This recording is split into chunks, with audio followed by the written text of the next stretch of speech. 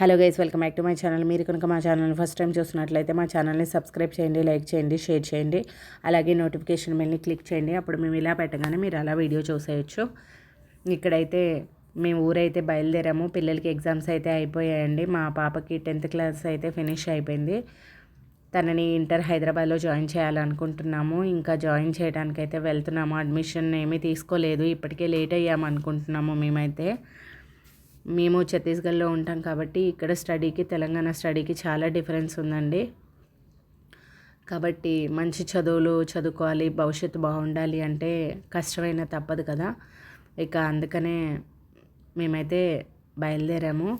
మా బాబుకు కూడా ఎగ్జామ్స్ అయితే అయిపోయాయి. వాడికి హాలిడేస్ అయితే ఇచ్చేశారు. ఇక మేము ఫస్ట్ మా అమ్మ వాళ్ళ ఇంటికి వెళ్తాము. అక్కడ నుంచి అయితే హైదరాబాద్ వెళ్తాము. అమ్మ వాళ్ళ ఇంటి దగ్గర చిన్న చిన్న పనులు ఉన్నాయి, అవి చూసుకొని ఇక్కడ చూపిస్తున్నాను కదా, ఇదిగోండి, ఇది శబరి నది అవతల ఒడ్డున గుట్ట కనిపిస్తుంది కదా, అది వచ్చేసి ఒరిస్సా బోర్డరు, యువతలు వచ్చేసి మనకి ఛత్తీస్గఢ్ అనమాట.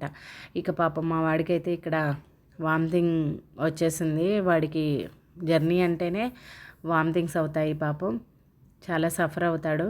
వాడి వల్ల మాకు జర్నీ కూడా కొంచెం స్లోగా ఉంటుంది. ఇక్కడ మొత్తం మిరప తోటలే ఉన్నాయండి. భద్రాచలంకి దగ్గరలో ఉన్నాము. సూర్యుడు అప్పుడే అస్తమిస్తున్నాడు. చూడండి ఎంత అందంగా ఉందో. వ్యూ అయితే చాలా బాగుంది. చెట్ల మధ్యలో సూర్యుడు చాలా బాగున్నాడు. ఏసీ వేస్తే వాడికి ఇబ్బందిగా ఉందని చెప్పేసి ఇంకా ఏసీ అయితే ఆఫ్ చేసి వెళ్తున్నాము. అమ్మ వాళ్ళ ఇంటి దగ్గర అయితే ఒక 4 days ఉంటాము. ఇక్కడ మా వాడు చూడండి తొట్టి కడుగుతున్నాడు. అది ఎంతమందికి తెలుస్తుందండి తొట్టి అంటారని. ఇది మా చిన్నప్పటిదండి, ఇప్పటిది కాదు అసలు. ఎంత చిన్నప్పుడుదో మాకు, ఇప్పటికీ అలానే ఉంది. ఇక అమ్మ వాళ్ళ ఇంట్లో చిన్న పూజ అయితే పెట్టుకుంటున్నాము. దానికోసం కావాల్సిన సామాన్లు తీసుకురావడానికైతే మేము వెళ్తున్నాము. ఇక్కడ మా చెల్లి మా వాడు అయితే మీకు హాయ్ చెప్తున్నారు. ఇంకా కావాల్సినవి చాలా ఉంటాయి కదా. పూజ అంటే అమ్మ వాళ్ళది విలేజ్ అనమాట. ఇక్కడ ఏమీ దొరకవు. సో వేరే పాల్వంచ్ అనే ఉంటుంది.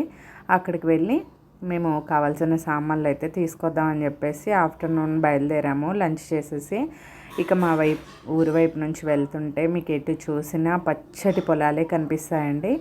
అమ్మ వాళ్ళ ఊర్లో ఎక్కువగా వరి పంటనైతే సాగు చేస్తారు. అసలు చూడండి ఎప్పుడు నీళ్ళు పుష్కలంగా ఉంటాయి. మా ఊరికి ఒక 3 kilometerల దూరంలో వాగు ఉంటుంది, ముర్రేడు వాగు. దానివల్ల నీళ్ళు ఎద్దడి ఎప్పుడు ఉండదండి. ఇదిగోండి, ఇదే ఆ వాగు అనమాట. ఇప్పుడు బ్రిడ్జ్ ఉంది. మా చిన్నప్పుడు దీన్ని దాటుకుంటూ వెళ్ళేవాళ్ళం. ఈ చెట్ల కాయలు ఎంతమందికి తెలుసు? వీటిని బూరుకాయలు అంటారు. ఈ కాయల్ని దూది తీసి పరుపులు దిండ్లు కుట్టుకునే వాళ్ళండి పాతకాలంలో. ఇక అమ్మ వాళ్ళ ఇంట్లో పూజ అయితే చాలా మంచిగా జరిగిందండి. ఇంకా ఆ పూజ చేసుకొని ఆ నెక్స్ట్ డే అయితే మేము మా చెల్లి వాళ్ళ హస్బెండ్ నర్సరీ ఉంది, అక్కడికైతే వెళ్తున్నాము. మధ్యలో ఇంకో మా పెద్దమ్మ వాళ్ళ పిల్లలు ఉంటారు. వాళ్ళ కోసం చాక్లెట్స్ బిస్కెట్స్ అయితే తీసుకొని ఇంకా వాళ్ళ ఇంటికైతే వెళ్ళాము. ఇంకా అందరూ కంఫర్ట్గా ఉండరు కదా వీడియో ముందు. సో అక్కడి వరకే చూపించాను. అవి అక్కడ కనిపిస్తున్నాయి కదా, అవే వాళ్ళ ఇల్లు అనమాట.